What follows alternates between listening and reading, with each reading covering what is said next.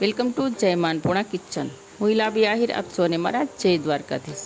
તો આજે હું તમારી સાથે શેર કરીશ સ્કિન પર લગાડવા માટેનો હોમમેડ બ્લીચ. આ હોમમેડ બ્લીચ આપણે એકદમ નેચરલી રીતે બનાવવાનું છે. આમાં આપણે કંઈ કેમિકલનો યુઝ નથી કરવાનો અને આ બ્લીચ છે ને આપણે ચહેરા પર, ગળા પર, હાથ પર, ડોક પર ગમે ત્યાં આપણે લગાડી શકીએ છીએ. આ બ્લીચ છે તે આપણે ઘરમાં રહેલી વસ્તુમાંથી જ બનાવવાની છે.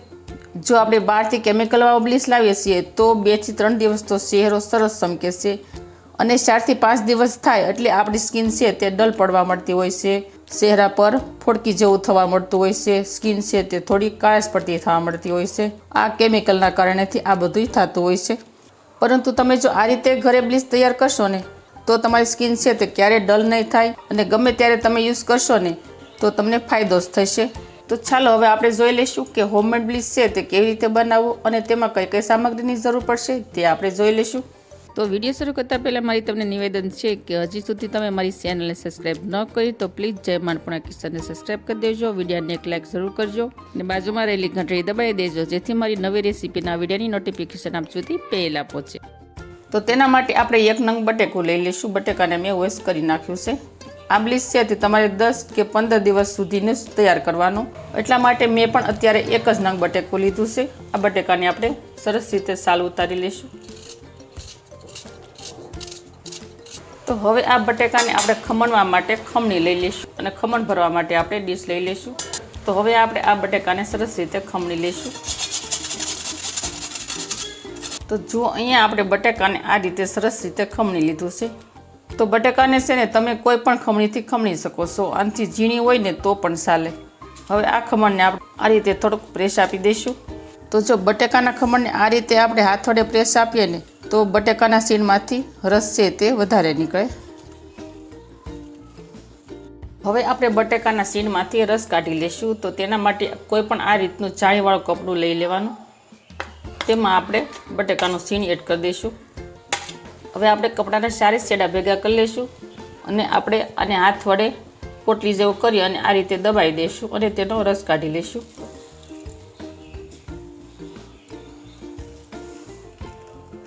તો જો અહીંયા આપણે આ રીતનો બટેકાનો રસ કાઢી નાખ્યો છે, જો તમે જોઈ શકો છો. તો આપણે બ્લીચમાં બટેકાનો એટલા માટે યુઝ કરીએ છીએ કારણ કે બટેકાની અંદર નેચરલ સ્કિન વ્હાઇટનર હોય છે જેના કારણે આપણી સ્કિનને બ્રાઇટનેસ આપે છે અને બટેકાની અંદર જે સ્ટાર્ચનો ભાગ હોય છે તે આપણી સ્કિન માટે ખૂબ ફાયદાકારક છે. તો બટાકાનો રસ તૈયાર કર્યા બાદ આપણે લઈ લઈશું હવે ટમાટો. ટમાટાનો પણ આપણે રસ જ એડ કરવાનો છે. તો આપણે ટમેટાને 2 ભાગમાં ડિવાઈડ કરી લઈશું. તો આ રીતે આપણે આદુ ખમણવાની ખમણીથી ટમેટાનો રસ કાઢી લઈશું. જો પહેલાં આપણે ખમણી લઈશું.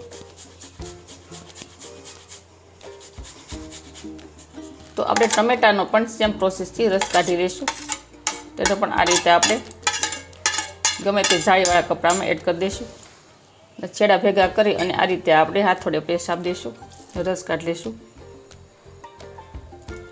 જો આ રીતે આપણે રસ કાઢીને તો ટમેટાના બીજ છે તે રસની અંદર ન જાય. તો જો અહીંયા આપણે ટમેટાનો રસ પણ બટેકાના રસની અંદર એડ કરી દીધો છે. તો ટમેટું છે તે આપણી સ્કિન ઉપર શું ફાયદો આપશે તે પણ આપણે જાણી લઈશું. તો આ ટમેટાની અંદર પણ નેચરલ લાઇકોપીન હોય છે જેના કારણે આ બટેકાના રસ સાથે ભળી અને બ્રાઇટનેસ આપે છે. તો હવે લઈ લઈશું આપણે મુલતાની માટી. મુલતાની માટી આપણે 1 થી 1.5 ચમચી એડ કરવાની છે. તો મુલતાની માટીની તાસીર છે ને ઠંડી હોય છે જેથી આ લગાડવાથી આપણા ચહેરા પર ઠંડક આપે છે અને આપણા ચહેરા પર ગ્લો લાવે છે. તો આ મુલતાની માટી છે ને તમારી મનપસંદ તમે એડ કરી શકો છો. 1.5 ચમચી 2 ચમચી. આને આપણે સરસ રીતે મિક્સ કરી દઈશું. તો મુલતાની માટી એડ કરવાથી ડિટોક્સિફાય અને પ્યુરિફાય આ હોય છે જેના કારણે આપણી સ્કિન પર ગ્લો આવે છે અને આપણી સ્કિનને એકદમ વ્હાઇટનેસ આપે છે. તો હવે આપણે લઈ લઈશું બેસન મતલબ ચણાનો લોટ. તો ચણાનો લોટ પણ આપણે 2 ચમચી એડ કરી દઈશું. તો પહેલાંના જમાનામાં છે ને સાબુ નહોતા ત્યારે આ બાજરાનો લોટની અંદર ચણાનો લોટ એડ કરી અને તે રીતે પણ નાતા અને નાના બાળકોને પણ નવરાવતા. તો ચણાનો લોટ પણ આપણી સ્કિન માટે ખૂબ ફાયદાકારક છે.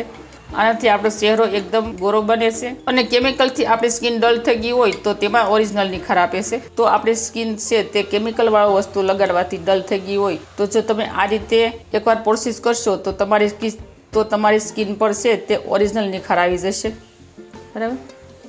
તો આ બ્લીચને આપણે એક પણ ગોળી ન રહે એ રીતે સરસ રીતે મિક્સ કરી દઈશું. તો આપણી સ્કિન છે તે કેમિકલવાળું વસ્તુ લગાડવાથી ડલ થઈ ગઈ હોય તો જો તમે આ રીતે એકવાર પ્રોસેસ કરશો તો તમારી સ્કિન પર છે તે ઓરિજિનલ નિખાર આવી જશે.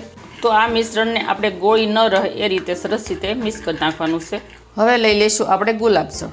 ગુલાબજળ પણ આપણા ચહેરાને ઠંડક આપે છે અને આપણો ચહેરો ચમકતો રાખે છે. આ બ્લીચની અંદર પાણી એડ બિલકુલ નહીં કરવાનું, ગુલાબજળનો જ યુઝ કરવાનો. તો ગુલાબજળ આપણે અડધું ઢાંકણું લઈ લઈશું. તો અહીંયા આપણું પરફેક્ટલી તૈયાર થઈ ગયું છે હોમમેડ બ્લીચ. તો ફ્રેન્ડ, તમને આ હોમમેડ બ્લીચ કેવું લાગ્યું તે મને કમેન્ટ કરી અને જરૂર કહેજો. અને તમે પણ આ રીતે ઘરે એકદમ નેચરલ રીતે ઘરે બનાવજો અને ખૂબ ફાયદાકારક છે. અને હવે હું તમને સાથે સાથે એ પણ જણાવી દઈશ કે આ બ્લીચ તમારે કેવી રીતે યુઝ કરવો અને ક્યારે યુઝ કરવો. હવે આપણે આ રીતનું કોઈ પણ બ્રશ લઈ લઈશું. આ બ્રશને આપણે બ્લીચમાં આ રીતે બોળી દઈશું. તો જો આ બ્લીચ છે તે વધારે પડતું પતલું ન થઈ જવું જોઈએ. તો જો આ રીતે આપણે લગાડી ચહેરા પર અથવા તો હાથ પર, ગળા પર, ગમે ત્યાં લગાડી ત્યારબાદ અડધો કલાક સુધી આને આમ જ સુકાવા દેવાનું. ત્યારબાદ જ તેનું રિઝલ્ટ આવશે. અને મેં તમને આગળ કહ્યું એમ કે અઠવાડિયામાં તમારે આનો 2 વાર યુઝ કરવાનો, અથવા તો તમારે લગ્ન પ્રસંગ હોય ત્યારે પણ તમે 2 થી 3 વાર લગાડી શકો. બહુ સરસ તમારી સ્કિન ચમકદાર બનશે અને એકદમ વ્હાઇટ રહેશે. તો મારી આવી જ નવી ઇન્ફોર્મેશન સાથે, નવી માહિતીઓ સાથે અને નવી રેસીપીઓ શીખવા માટે જય માં અન્નપૂર્ણા કિચનને સબસ્ક્રાઈબ કરી દેજો. વિડીયોને એક લાઈક જરૂર કરજો અને ફ્રેન્ડ અને ફેમિલીમાં વધુને વધુ શેર કરજો. આવજો, ફરી મળીશું આવી જ નવી રેસીપીઓ સાથે, નવી ઇન્ફોર્મેશન સાથે. ત્યાં સુધી થેન્ક યુ. જય દ્વારકાધીશ, જય સિયારામ, ધન્યવાદ.